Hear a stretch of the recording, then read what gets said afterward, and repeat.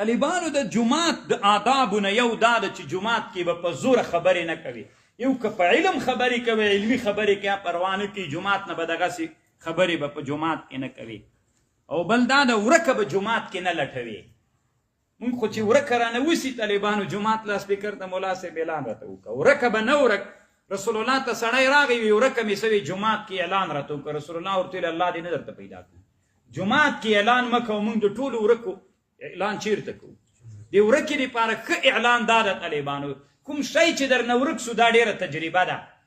یا جامع الناس لیوم لا ریب فیه اجمع علی الضالتی، دا دومره تجربه ده طالبانو که نه.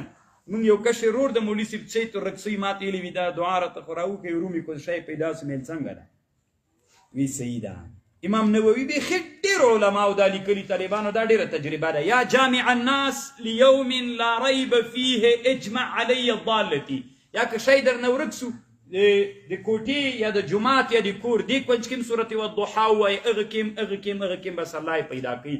دا په شامي کې شته ډېرو کتابونو کې شته چې ورته به حیرانه شئ. شعر به په جومات کې وایې که به یې نه وایې. نو علما وایي دوه رقم ته شعرونه دي. یو شعر چې د اسلام صفت پکې وي که نه، لکه دا د مونږ شعرونه دا بالکل جومات کې جایز دي. حسان ابن ثابت رضی الله عنه ته به رسول الله منبر باندې هغه ورکاو، او دغه شعرونه چې ښځې ولکان او ګودرونه پکې ستایل کېږي دا هېڅ دغسې جایز نه دي. جومات کې خو خود نه دي جایز. طالبانو جومات کې د فلسفې او د منطقو درس څنګه ده؟ والله طالبانو کشمیري صاحب لیکلي وي دا جایز نه ده. دا فلسفه څه نه وي بزیر صدرا چې دا راته درسوي پکې خوند به درکي. دلته یو بله خطرناکه خبره هم ستا هغه نه درته کوم ځکه ډېر بخیلان خلک یې. جومات کې به طالبانو سر خریل، وینه ویستلو حجامت جومات کې څنګه ده؟ دا ټول ناروا. طالبانو دا خلک داسې عجیب خلک و دا سپین ږیري ناستې پوښتنه ترنه وکوي. مخکې به جوماتو کې زمی به جومات ته به یې ډم راوسته سر به یې په جومات کې پخري وکمول. همداسې و که نه سپین ږیرو؟ دا به په جوماتونو کې داسې عادت و طالبانو، علم نه و. هلته به مولا داسې کوږ روان و، مولا څه شی دې زده دي؟ صدراو مې بزي دا به یې زده و. نو هغه طالبانو دین نه څه خبرېږي سړی؟ ماجد ګرم که سر به پکې وخوري.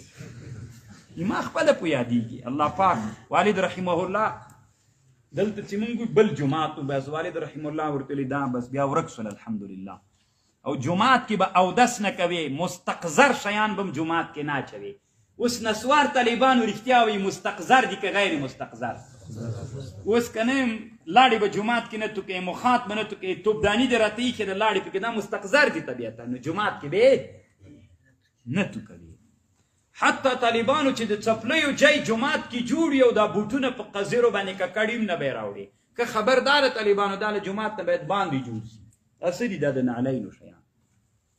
او بل دا د هر هغه شی چې بد بوی کوي هغه به نه خوري چې جومات ته راځي. ګندنه دې خوړلي او پیاز دې خوړلي او دلته جمعې مانځه ته را روان خلک ته دا طالبانو مکرو تحریمي دي. ګوره دومره سخته خطرناکه مسله ده.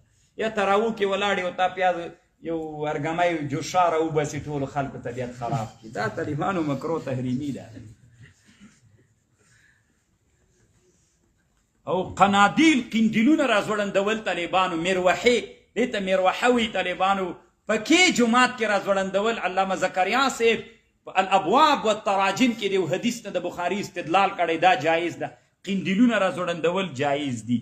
خو طالبانو دا خاصې شپې لکه د 20 شپه روح الماني دلته وایي کاللیلة السابع والعشرین من رمضان، دلته جومات کې سیري و داسې ښه شیان ګروپونه ډېر لګول. دا څنګه دي وي؟ دا ناروا ده، دا بدعت ده، ناروا ده طالبانو. كليلة الصعب من الموجب لاجتماع الصبيان وللبطالة ولعبهم ورفع أصواتهم وامتهانهم بدعة منكرة وكذا ينبغي أن يكون فرشها. او داسې فرشونه جومات کې اوارول چې سړي حضور خرابوي، داسې جومات منقش کول چې ودرېږي د سړي حضور خرابوي. دا هم طالبانو د محراب داسې ښایسته کول دا هم صحیح نه ده. لا ينبغي تزيينها بما يوشوش على المصلي، یعنی عینې پکې لګولي که نه چې مونځ کوونکی د خپل ځان ته پکې ګوري داسې ځان کوي.